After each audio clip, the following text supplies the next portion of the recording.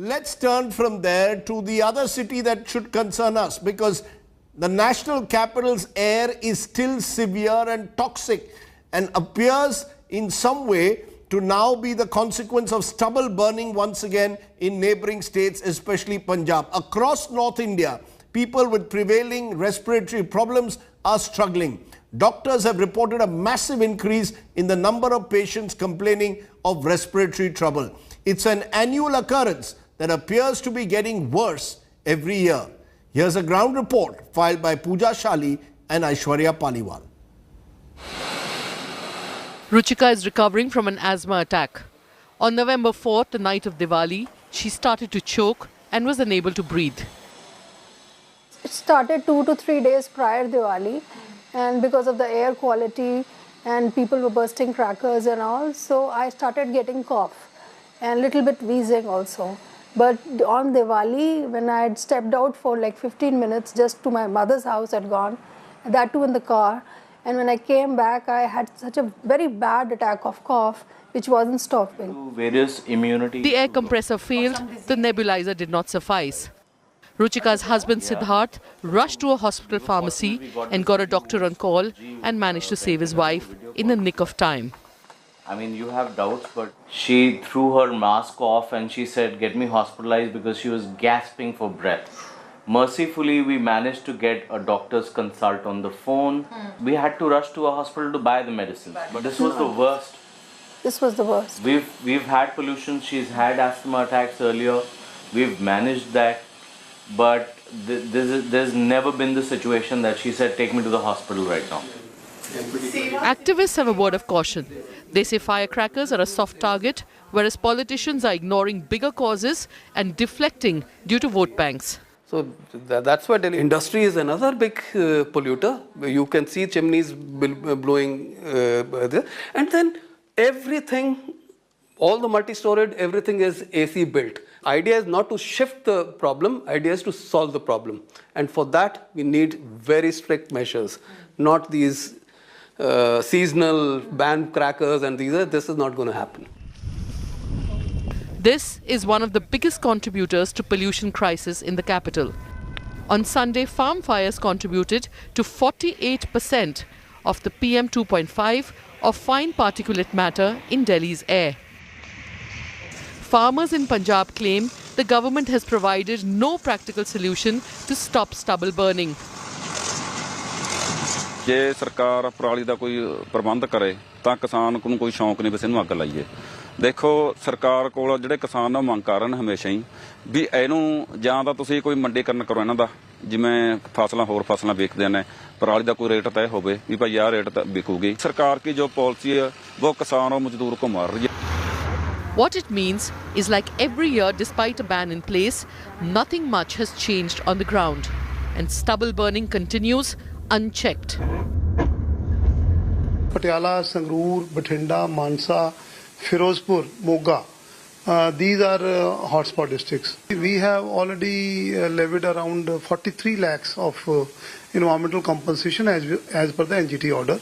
Now, the farmers are claiming they have got no sort of help from the government this time around. In fact, they say over the past few years, a lot of talks have been taking place between the government and the farmers, but no proper solution is in sight, because of which they are now resorting to burning the parali, and then they will ready this field for the next crop.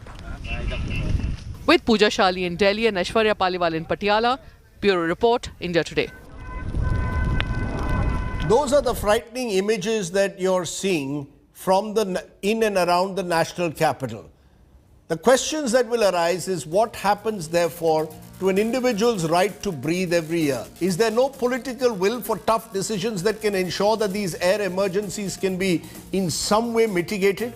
Why is pollution in some way not on top of the mind of all governments, be it the Delhi government, be it the Punjab government, be it the Haryana government?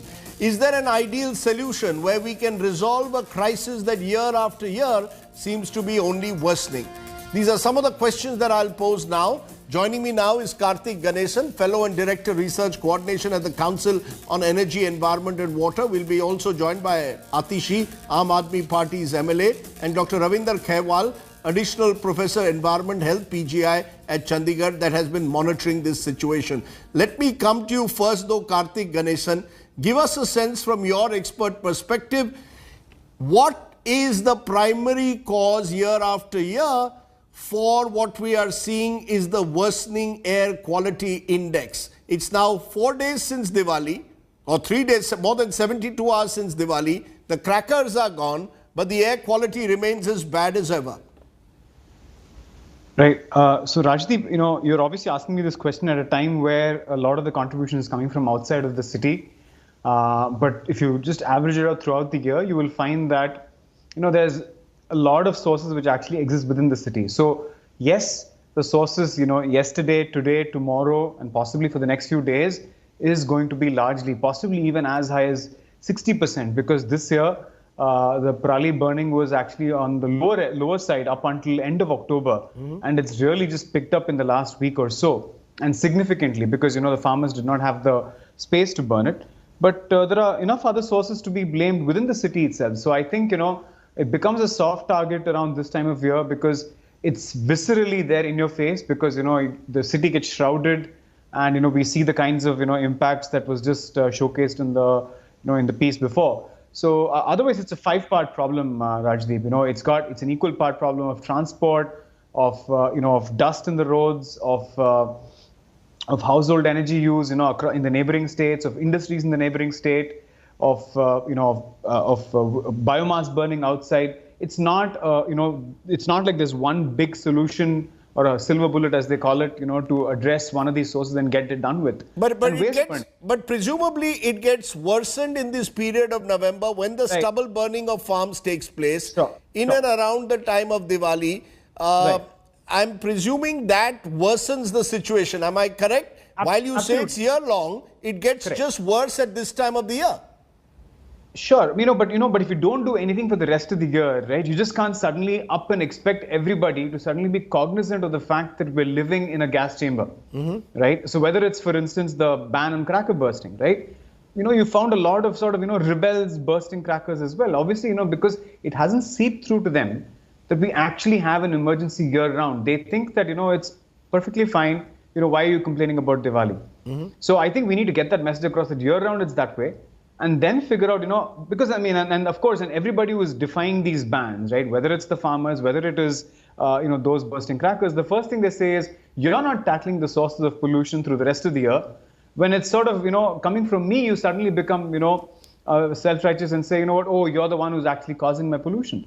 So I think, equally, they have a point as well that, we seem to lend a blind eye to the other sources of pollution that exist throughout the year, and then expect it to sort of, be taken up only by these two sources, which are at the end of the day for a 3-4 week period. I'll take those questions in a moment to the Aam Aadmi Party representative. But first, Dr. Ravinder Khairwal, you're there in Punjab and you've been tracking farm stubble burning. And we've seen yesterday 48%, almost half of the dip in air quality is being attributed to the increase in stubble burning. Now, every year there have been attempts to incentivize farmers to move off stubble burning. The farmers say they are not being paid. The problem continues year after year. We don't see a dialogue between the Punjab, Haryana and Delhi governments, and the problem seems to worsen. To your mind, why is there a solution that can actually ensure that stubble burning can be contained at this time of the year? Definitely. We need to understand that we require a comprehensive approach where from political will to farmer interest need to be built upon. So if we look at the data actually, which we were following, this is the graph which shows that this year we are seeing even higher peak of the crop residue burning. Interestingly, we are seeing 50% increase in crop residue burning in Haryana. And similarly, we are also seeing higher fire count over Punjab. At this moment, the Punjab fire count are the maximum. If you look at even today, we observed 4,685 fire count, which peaked actually over Diwali. So over Diwali, actually, we saw 6,500 fire count, which belongs to basically crop residue burning. Now coming to the solution, basically, we need to understand that I am in Chandigarh and we are seeing moderate air quality. Why they is now choking up? the reason is, first is the meteorology. The meteorological condition at this time, they favor the atmospheric boundary layer lower down, and the emission remain the same from the city. So first thing is that. The second is that city has its own emissions, like we are seeing landfills, we are seeing municipal solid waste burning, we are seeing high vehicular movement activity, which not only generate basically exhaust emission but non-exhaust emission. At the same time, if you look at our regional emission, so we know that there is a program called Ujjwala scheme or clean air program, but despite that, the clean fuel uptake is lowest. So during this period of time, basically solid biomass fuel burning increases. People love to eat food which is prepared on oven, or you can say in traditional way. So all these also contribute to air pollution. So we require a comprehensive approach. Like this year, if you will see, the farmer were promoted to have mixed crop. So around 8% of the area was shifted from paddy to like maize and other crop. So we need to move this from this region so that the paddy which is being burned at the field is not being burned. So you're saying that, but you, is the real, at least as far as stubble burning is concerned, what is the solution? Is it to get farmers to move away from paddy? Is it to in some way incentivize them in terms of finding new using new technologies to perhaps ensure that the farmers also do not resort to stubble burning? At the moment, the farmers are telling us that they do not have any incentive. We need to have a carrot and stick approach. Talking about carrot, basically that is incentivize, and when we talk about stick, basically it means that we need to think how we can, through several policy, we can regulate the burning. So we need to understand that if we have technological option, non-technological option, or policy option, so how to combine them in a way that they yield the maximum result. Now talking about, like, there is a happy seeder. So it will be used. There is a zero tillage. So all these were promoted and they are yielding some result. But issue is that sometimes we also politicize this. So like this year, we are seeing higher burning and late burning because of the meteorological phenomena, because the rain was till, you can say, later period. And then people are now having dry, you can say, crop residue, and they are burning it. Okay, so we need to have an intensive approach, and in situ practices should be promoted. Let me come to you then, Mr. Ganeshan, because, you know, Mr. Ganeshan, the fact is, as you said, this needs to be right round the year. We had asked the Aam Aadmi Party representative Atishi to join us. She hasn't joined us. And there are questions at the moment that whether, what can governments do? Well, you know, Atishi Marlena now joins us on the phone line. Atishi, you were supposed to join us a little earlier. I want to ask you, our guests are saying the Delhi government needs a 365 days policy for this. You cannot have ad hocism wherein you bring in short-term measures, bring in, you know, bans which are unviable on crackers, where you try and in some way regulate construction activities. But right around the year, where is that comprehensive approach to ensure that pollution becomes top of the mind? Rajdeep, if you were to see, Delhi government is probably one of the only governments which has actually had a year-long plan to combat pollution. Delhi government is the one which has provided 24/7 electricity and taken diesel generators completely out of Delhi. You will not find any other state, any other city across the government that does not use diesel generators. Delhi government and the central government have come together to create this eastern-western peripheral highways around Delhi, which have actually reduced the number of trucks that come into the city and reduced the pollution. There has been massive tree plantation that has happened. Delhi government has given large subsidies on electric vehicles and is building one of the biggest electric vehicle charging infrastructure that exists anywhere across the country. But the problem is that Delhi is not a standalone ecosystem. The entire ecosystem in Delhi is affected by people, is affected by states from all across the city. No, but If you want to see that what the you're air saying, what quality you're has now got saying has been transformed, said. Rajdeep. No, but it is, Atishi, this has been said year after year by the Delhi government that don't hold us responsible, hold the neighboring states. What has stopped you and the neighboring states from sitting across a table? I mean, at the end of the day, what stops Punjab, Haryana, Delhi chief ministers sitting across a table, finding out ways in which you can ensure that citizens are guaranteed relatively clean air? Absolutely. We are the ones, Rajdeep. The Delhi government is the one that has repeatedly reached out to governments of Haryana, of Punjab, of Uttar Pradesh to discuss solutions to this. The Chief Minister himself has reached out to all the other Chief Ministers. Mr. Kejriwal has written to all the Chief Ministers after Delhi started the Pusa Institute biodecomposition process. We have actually shown in Delhi that stubble burning is not required. Delhi may not be a large agricultural state, but yes, there is farming that does happen in outer Delhi in the rural belt. And there, in collaboration with Pusa Institute, we have used the biodecomposer successfully to show that stubble burning is not required. Now, a solution is there. A non-polluting solution exists. It has been shown to work, and it is cost-effective. And yet, despite all of that, the governments of Punjab and Haryana and Uttar Pradesh are not willing to use this solution. So therefore, a question does arise. Yes. Why, number one, are these state governments not using it? And number two, when this kind of interstate coordination is required, why does the central government not step in and ensure that this is implemented? You know, the passing the buck goes on every issue. I'm going to have a story shortly, Atishi, where even on water pollution, at the times of Chhat Puja, we are seeing this passing the buck going on between the BJP and the Aam Aadmi Party. The citizen is suffering. You know, this passing this passing the buck game that is being played by our political class, it's the citizen who suffers. I mean, it is impossible to believe that three chief ministers cannot sit across a table. In the era of Zoom, you just need to get your bureaucracies to work together. Rajdeep, if three chief ministers of three different states have to work together and a collaborative plan needs to be established, it is actually the central government that needs to step in. Because after all, when we have found a cost-effective solution and we have shared it with the chief ministers of other states, the question you should be asking is of the Congress party, whose government is there in Punjab, and the BJP, whose government is there in Haryana, why they are not willing to implement a cost-effective solution.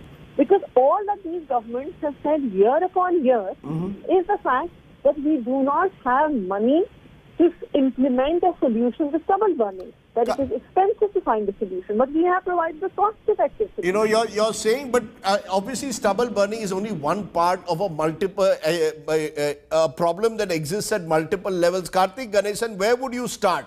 The political class will carry on this blame game year after year. You know, 10 years from now, if I'm still doing anchoring in the month of November, I'll probably have to do this story again. Let's be very honest. So where, if you were to recommend, where would you ask them to start?